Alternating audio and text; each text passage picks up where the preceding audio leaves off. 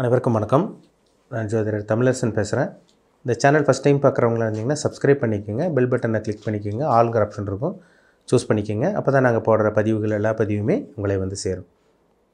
இன்றைக்கி நம்ம இந்த பதிவில் பார்க்க போகிற தலைப்பு குரு வக்ரப்பெயர்ச்சி பலன்கள். குரு வக்ரப்பெயர்ச்சி பலன்கள் பற்றி தான் இந்த பதிவில் நம்ம பார்க்க போகிறோம். மீனராசி காலபுருஷ தத்துவப்படி 12ஆம் ராசியான மீனராசினியர்களுக்கு இந்த குரு வக்ரப்பெயர்ச்சினால் என்னென்ன நடக்க போகுதுன்னு நம்ம இந்த பதிவில் பார்க்க போகிறோம். மீனராசி உங்கள் ராசிநாதன் குரு. குருவினுடைய ராசியில் வந்து பார்த்திங்கன்னா பிறந்தவங்களே நல்லவங்களாக இருப்பாங்க. பொதுவாக தனுசு ராசினியர்களும் மீனராசினியர்களும் நல்லவங்களாக இருப்பாங்க. உலகத்தை அறிஞ்சவங்க தான் தனுசு ராசி மற்றும் மீனராசினியர்களாக இருப்பாங்க. இப்போ மீனராசியில் நீங்கள் பிறந்திருக்கீங்க. உங்கள் ராசிநாதன் குரு எங்கே இருக்கார்? 3ஆம் இடத்தில் இருக்கார்.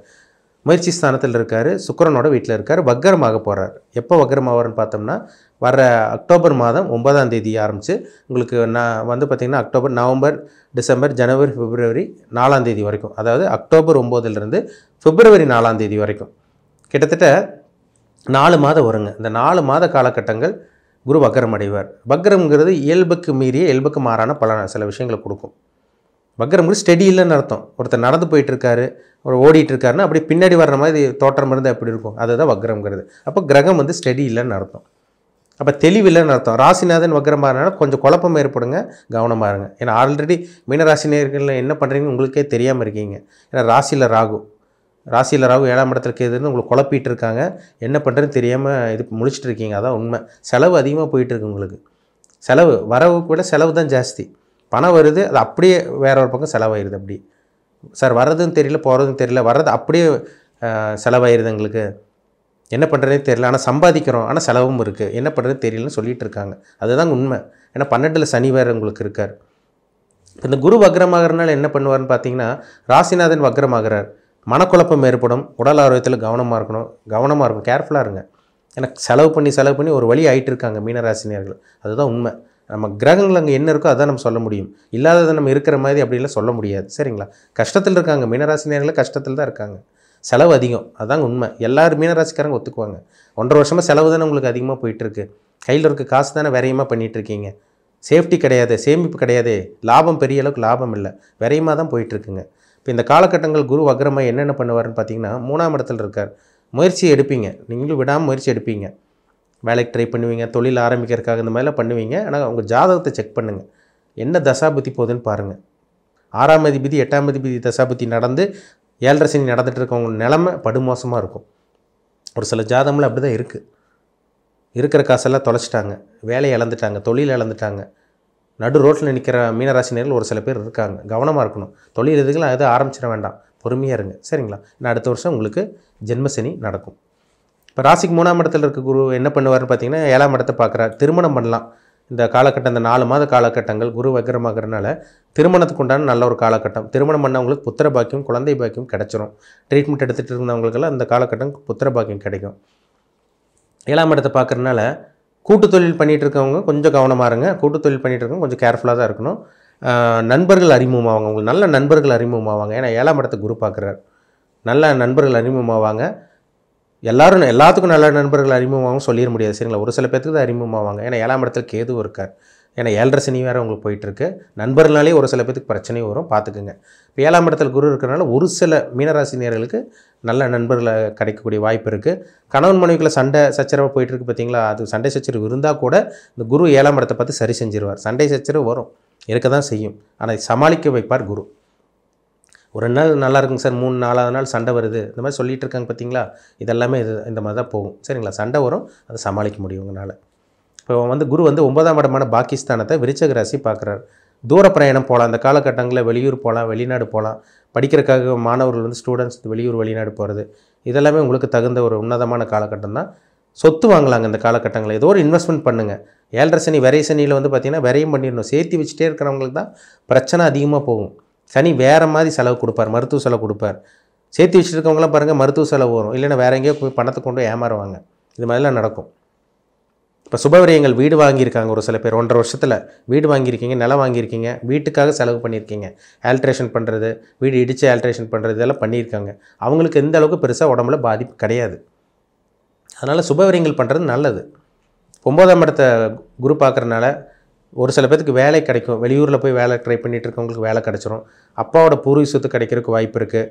உங்களோட அப்பாவோட உடல் ஆரோக்கியத்தில் ஏதோ ஒன்று சின்ன சின்ன உடல் ஆரோக்கியத்தில் ஏதோ பிரச்சனை இருந்தால் கூட அது கூட குரு வந்து கண்ட்ரோலில் வச்சுருப்பார். சரிங்களா? பெரிய அளவுக்கு பாதிப்பு வராது. உங்களுக்கு வந்து பாருங்கள், இந்த காலகட்டங்கள் நீங்கள் தாராளமாக நீங்கள் வெளிநாடு போய் படிக்கலாம், வெளியூர் படிக்கலாம். 2 வீலர் 4 வீலர் வாங்கணும்னு நினைக்கிறவங்க தாராளமாக நீங்கள் வாங்கலாம். அதேமாதிரி வந்து பார்த்திங்கன்னா நல்ல கடன் சுப கடன் வாங்கக்கூடிய அந்த வாய்ப்பு உங்களுக்கு உருவாகும். சரிங்களா? ஒரு சில மீனராசி நேயர்களுக்கு அந்த மாதிரி அமைஞ்சிரும். ஏன்னா கையில் இருக்க காசெல்லாம் செலவு பண்ணி ஒரு சில பேர் கடன் வாங்கி தான் ரொட்டேஷனில் தான் போயிட்டுருக்கு ஒரு சில பேர்த்துக்கு. சரி, அவங்கவுங்க வயசுக்கு தகுந்த மாதிரி போயிட்டுருக்கு. சரிங்களா? அதனால் நல்ல கடன் கிடைக்கக்கூடிய வாய்ப்பு உங்களுக்கு இருக்குது. குரு வந்து பாருங்கள் 11ஆம் இடமான லாபஸ்தானத்தை பார்க்குறார். உங்களுக்கு லாபமும் வரும், பணமும் வரும், வேறையும் பண்ணுவீங்க. இது ரெண்டுமே உங்களுக்கு மிக்ஸ் ஆகி வரும் உங்களுக்கு. ஏன்னா 12ல் சனி இருக்கார். குரு வக்ரமாக என்ன பண்ணுவார்னா 11ஆம் இடத்தை பார்க்குறாரு, 12ல் சனி இருக்கார். அப்போ குரு பணத்தை கொடுக்குறாரு, சனி விரையும் பண்ண வைப்பார். அது சுப விரையமாக நல்ல விஷயத்துக்காக, மங்கள காரியத்துக்காக, சுபகாரியத்துக்காக செலவு பண்ணிடுங்க. கல்யாணம் ஆகாதவங்க கல்யாணம் பண்ணிடுங்க இந்த 4 மாதத்துக்குள்ளே. வீட்டில் எதாவது சுபகாரியங்கள் எதாவது பெண்டிங்காக இருக்குங்களா, சுபகாரியம் பண்ணுங்கள். நல்ல ஒரு அமைப்பாக உங்களுக்கு இருக்கும். சரிங்களா? ஏன்னா அடுத்த வருஷமெல்லாம் ஜென்ம சனியில் வந்து மன உளைச்சல் தரக்கூடிய காலகட்டம். அடுத்த வருஷம் ஏப்ரல் ஆரம்பத்திலேருந்து மீனராசினியர்களோட வாழ்க்கை சுத்தமாக சரி இருக்காது. மன உளைச்சலுக்கு ஆளாவீங்க அடுத்த வருஷம் ஏப்ரலுக்கு அப்புறம். அதனால் இப்போ என்னென்ன பண்ண முடியுமோ, இந்த வேலைக்கு ட்ரை பண்ணுறீங்களா, வேலைக்கு ட்ரை பண்ணுங்கள். வேலையை மாற்றணும்னு நினைக்கிறீங்களா, மாற்றலாம். புதுசாக தொழில் ஆரம்பிக்கிறவங்க மட்டும் யோசிங்க. ஏன்னா உங்களுக்கு இந்த தொழில் ஆரம்பிச்சிட்டிங்கன்னா பணத்தை போட்டு முதலீடு போட்டிங்கன்னா அடுத்த ஜென்ம சனியில் வந்து நஷ்டம் வர மாதிரி இருக்கும். அதனால் கொஞ்சம் கவனமாக இருக்கணும்.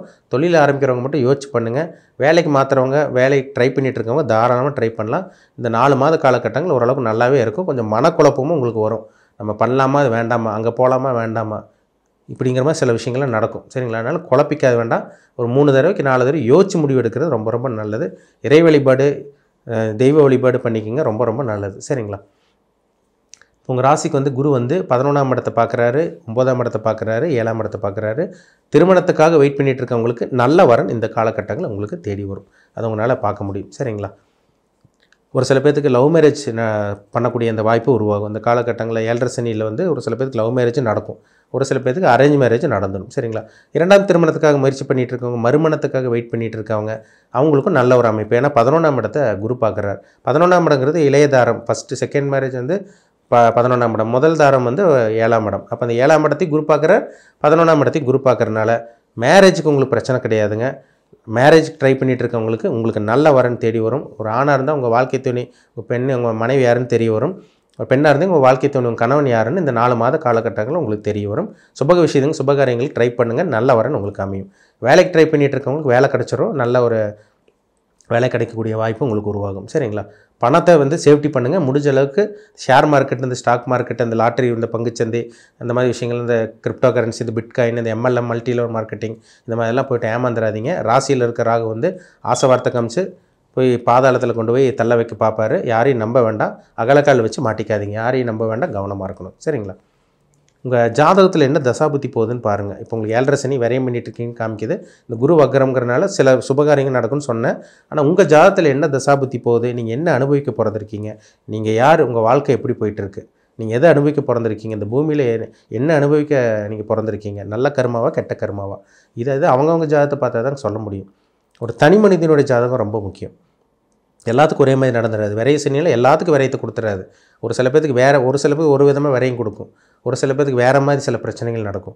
அவங்கவுங்க ஜாதகத்தை பார்த்தா தான் சில விஷயங்கள் தெரியும். உங்களுக்கு என்ன தசாபுத்தி நடக்குது, சுக்கிர தசை நடக்குதா, இல்லை சனி தசை நடக்குதா, புதன் தசை நடக்குதா, சில விஷயங்கள்லாம் இருக்குங்க, பார்த்தா தான் சொல்ல முடியும். சரிங்களா?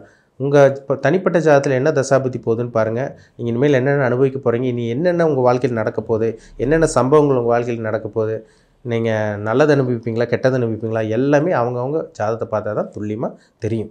பிறப்பு ஜாதகம், உங்கள் ஜாதகம் பர்சனல் ஹாரோஸ்கோப் பார்க்க விருப்பப்பட்டீங்கன்னா கீழே இருக்க வாட்ஸ்அப் நம்பருக்கு ஜாதகத்தை அனுப்பிச்சுடுங்க, அப்பாயின்மெண்ட் ஆகிக்கிங்க. உங்கள் ஜாதகத்தை பார்த்து துல்லியமாக பார்த்து தெளிவாக தெரிஞ்சுக்கலாம். என்ன பண்ணலாம், என்ன பண்ணக்கூடாது, அக்யூரேட்டாக பார்த்து தெரிஞ்சுக்குவோம். மீண்டும் அடுத்த பதிவில் சந்திக்கும் வரை உங்களிடமிருந்து விடைபெறுவது உங்கள் ஜோதிடர் தமிழரசன். இந்த சேனல் பிடிச்சிருந்தால் உங்கள் நண்பருக்கு உறவினருக்கு ஷேர் பண்ணுங்கள், லைக் பண்ணுங்கள், சப்ஸ்கிரைப் பண்ணுங்கள், பெல் பட்டனை கிளிக் பண்ணிக்கோங்க. ஆளுங்கிற ஆப்ஷன் இருக்கும், அதையும் சூஸ் பண்ணிக்கோங்க. அப்போ தான் நாங்கள் போடுற பதிவுகள் எல்லாமே உங்களை வந்து சேரும். நன்றி, வணக்கம்.